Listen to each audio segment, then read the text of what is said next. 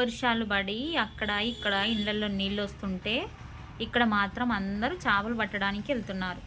అందరూ తెచ్చేసుకున్నారు. తిరుమలగిరిలో ఎక్కడెక్కడో ఊళ్ళో నుంచి వచ్చి మరీ అమ్ముతున్నారు. కానీ మాకు నిన్న దొరకనే లేదు. ప్రతి ఒక్కరింట్లో చేపలు.